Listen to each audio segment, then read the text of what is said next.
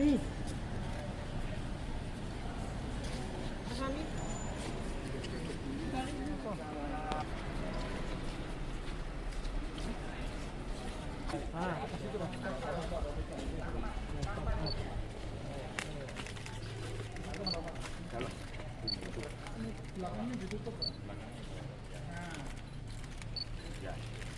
banyakan ini. Masukin lagi gimana? Enggak apa-apa. Itu sampahnya mana sampahnya?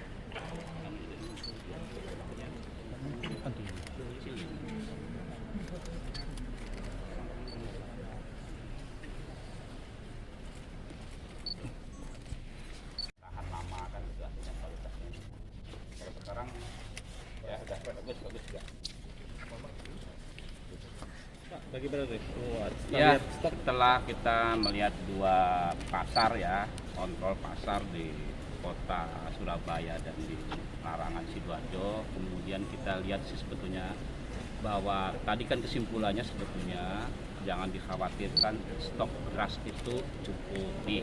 Saya sudah ngecek dan tadi diskusi panjang dengan pimpinan dari Bulog ya, untuk di Divre Jawa Timur itu total beras yang ada sekitar 135.000 ton ya, di 40 gudang yang ada tersebar di Jawa Timur di 13 cabang ya. Ini kalau kita hitung-hitung untuk bisa mendistribusikan untuk se-Jawa Timur itu bisa cukup 6 bulan ya.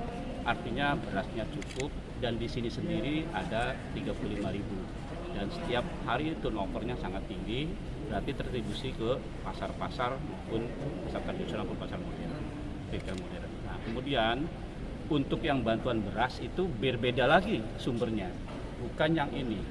Sudah ada lokasinya yang masuk lagi dan ini terus masuk. Jadi stok Jawa Timur tidak berkurang. Nah, tinggal bagaimana caranya supaya peran Bulog itu untuk bisa mensuplai dengan harga yang sesuai dengan HET-nya mendekati itu bisa sesuai dengan baik. Tadi dengan kios TPID-nya, pasar tradisionalnya, dan juga sekarang sudah bisa masuk ke pasar retail modern. Ya.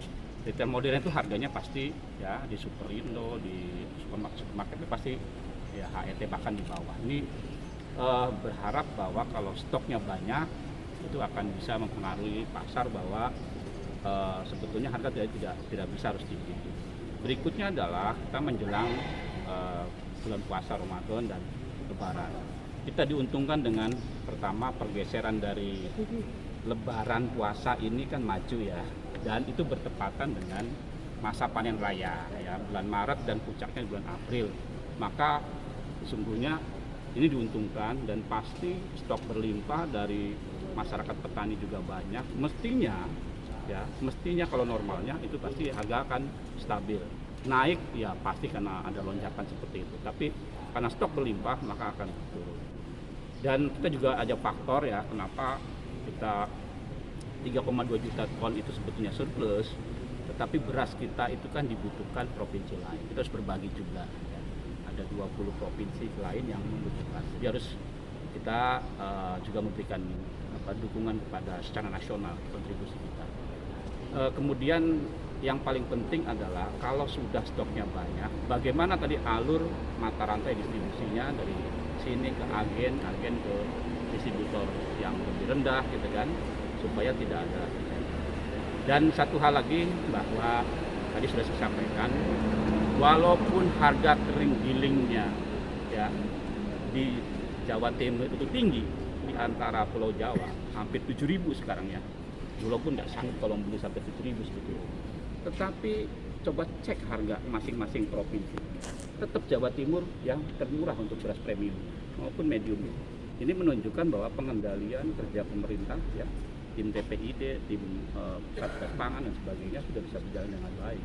Dan ini berkat koordinasi yang baik antara pemerintah pusat dari Bulog ya, kementerian, tadi juga ada dengan KPPU ya, dan terutama sebetulnya tim TPID dari provinsi dan kabupaten kota yang sudah betul-betul nyekrup sebetulnya.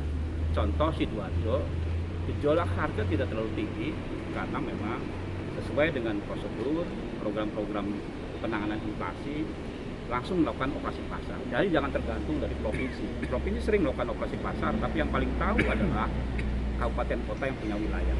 Nah, saya apresiasi ke Sidoarjo ya, bahwa begitu ada kelihatan tanda-tanda signal akan naik, akan melakukan operasi pasar. Saya kira itu teman-teman sekalian silakan untuk bisa sampaikan kepada publik ya, jangan khawatir, Jawa Timur itu cukup stok berasnya. Ya.